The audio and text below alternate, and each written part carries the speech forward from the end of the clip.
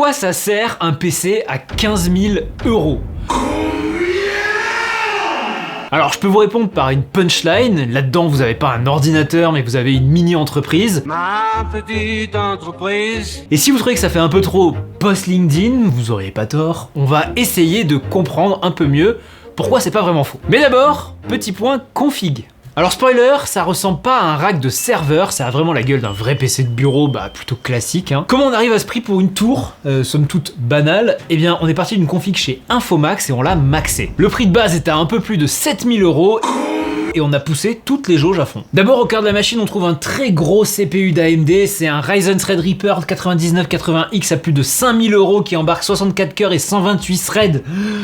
Alors c'est un processeur pour station de travail doté d'un très grand nombre de cœurs qui excelle dans l'orchestration des charges de travail IA et donc dans l'optimisation de l'exécution des LLM locaux par la carte graphique. On a choisi cette gamme parce qu'elle permet de ne pas brider la puissance des composants. Alors la carte graphique, parlons-en, parce qu'on en a mis deux. On a mis deux cartes graphiques AMD Radeon AI Pro R9700 avec 32 Go de mémoire chacune. Et chacune est propulsée par la technologie AMD ROCm qui permet de faire de l'IA avec des GPU. Comme leur nom l'indique, ce sont des cartes spécialisées dans le traitement algorithmique des IA. Alors attention, vous ferez jamais tourner League of Legends dessus, c'est pas fait pour ça.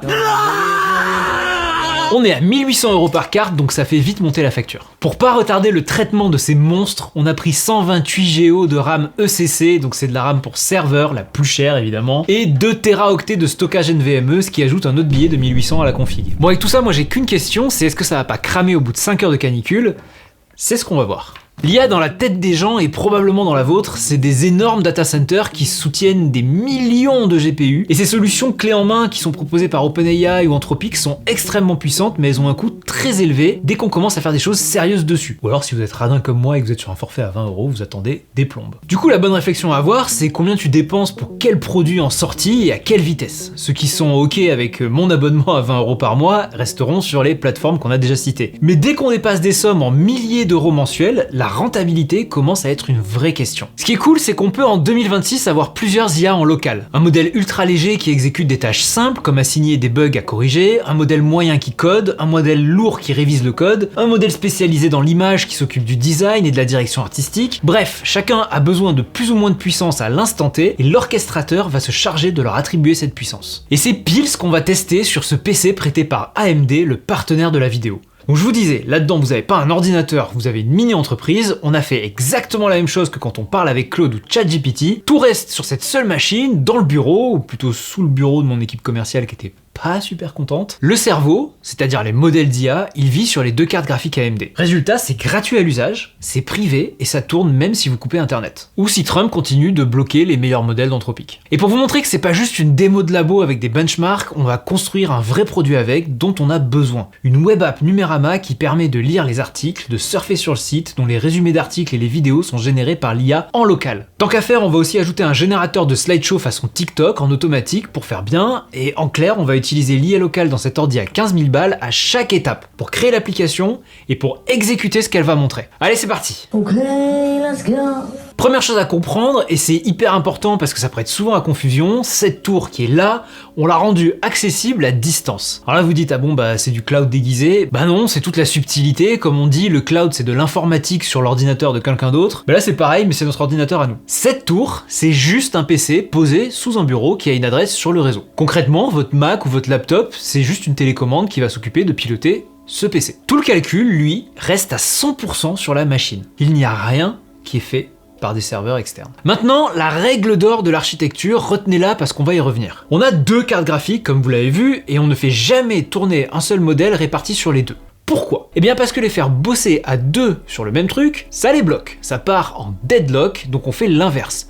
Une carte, une tâche. La carte numéro 0, elle va s'occuper du texte par exemple, la carte numéro 1, elle va s'occuper de l'image. Et du coup, elles vont bosser en parallèle, chacune sur son boulot. Pendant que l'une dessine, l'autre écrit. En clair, on exploite les deux GPU en même temps, mais pas pour la même chose. Bon, et qui dit entreprise, pour reprendre la petite métaphore LinkedIn, dit rôle. Voilà l'équipe d'ingénieurs logiciels spécialisés qu'on a installés dans la machine, et chacun a une tâche bien précise. On s'est focalisé sur des modèles ouverts et des logiciels open source. On a commencé par virer Windows et mettre Linux, Ubuntu, qui est un socle à tous les autres. Et les principaux modèles sont chinois, sous licence Apache, Coquille XTTS, c'est allemand, et tous les logiciels orchestrateurs sont américains, sous licence MIT ou GPL GPL3, sauf FFmpeg, qui est une fierté française.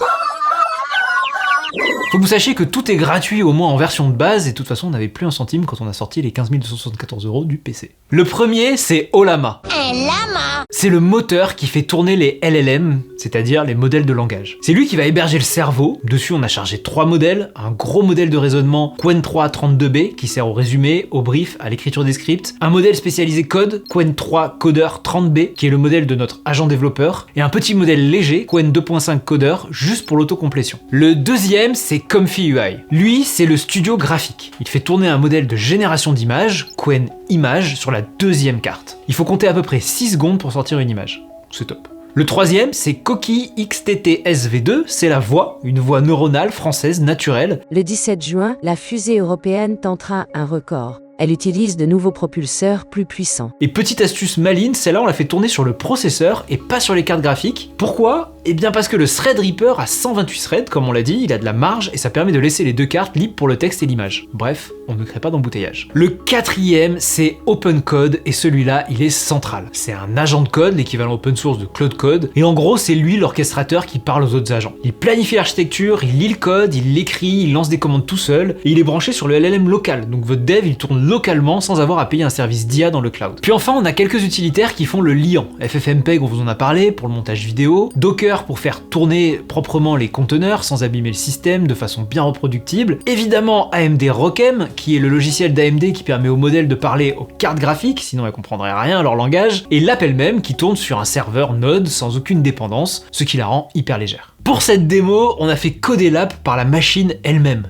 Évidemment. Et comme on a un petit peu l'habitude, on a reproduit la même chaîne qu'on utiliserait pour sortir un vrai produit, du brief jusqu'au déploiement sans jamais sortir de la tour. Alors première étape, le brief. On ouvre une interface de chat et on parle au gros modèle Qwen 3 32B en mode plan. C'est un mode fondamental qu'on trouve dans tous les logiciels de code par IA parce qu'il planifie le projet sans l'exécuter. Il vous pose des questions jusqu'à ce que tout soit carré, il sait trouver les bonnes technos, les bons plugins, les bonnes étapes d'intégration. En clair, c'est le chef de projet. Étape 2, le design. Pendant qu'on réfléchit, la deuxième carte graphique tourne avec Comfy UI et génère les visuels. Et notez bien, ça se passe en parallèle du reste. Il y a une carte graphique qui design, une carte qui code, le tout en même temps. Étape 3 d'ailleurs, le code. Alors là, on propulse OpenCode avec le modèle Qwen 3 Coder et c'est lui qui écrit l'app. Un serveur Node sans dépendance, une interface en JavaScript pure avec un design qui ressemble à du iOS récent. L'agent écrit le code en direct, sous vos yeux. Étape 4, évidemment, les tests. Alors on va lancer une suite de 17 tests automatiques avec Playwright, c'est un petit outil open source développé par Microsoft. Il va vérifier les points d'entrée du serveur et l'interface de l'app et il va confirmer qu'il n'y a aucune erreur dans la console. Après 17 tests, le score c'est 17 sur 17, 0 erreur.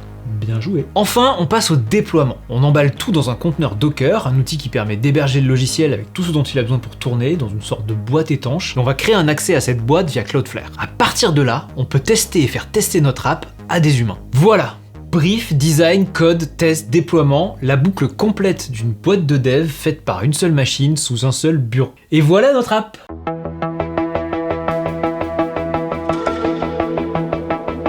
Qu'est-ce qu'on a dessus? Alors déjà on a l'essentiel, évidemment c'est une app de lecture de nos articles qui est hyper clean, belle typo, des images bien mises en valeur et une bonne réactivité, c'était hyper important. Ce qui est intéressant c'est que par rapport au site on a aussi des features exclusives, donc on a de la recherche, qui n'est pas sur Numérama encore. On a un onglet short qui convertit les articles en petites vidéos, un onglet vidéo qui reprend toutes nos productions sur YouTube, et surtout un résumé par IA en temps réel, je vous explique comment il marche juste après. Le petit bonus qu'on a ajouté c'est l'agrégateur de sujets. L'app va aller beaucoup plus loin que le site de Numérama en réunissant les sujets les uns par rapport aux autres pour créer des catégories intelligentes. Ça permet pour vous les lecteurs d'aller plus loin quand on veut creuser un sujet. Et cette app, elle a été faite en 6 heures de taf par la machine que j'ai sous mes yeux. Une fois notre app construite, l'IA locale est encore utilisée parce qu'elle est branchée partout. L'idée c'est de vous montrer que c'est pas qu'un usage one shot pour terminer un projet, mais un outil qu'on peut utiliser en permanence. Je vous montre les 3 endroits clés où on sollicite la bête en permanence. Premier endroit, évidemment, c'est le résumé d'article. Vous ouvrez un article et le modèle Qwen 3 32B lit le texte complet et vous écrit son résumé. Le résumé va s'écrire en direct, mot par mot, sous vos yeux, en streaming. C'est exactement la sensation que vous avez quand vous utilisez ChatGPT, sauf que là, tout est calculé dans 7 tours et avec un taux d'erreur quasi nul, parce que ce modèle a un contexte énorme. C'est-à-dire qu'il va prendre tout l'article et le résumer en restant strictement dans le cadre de l'article et de ses consignes.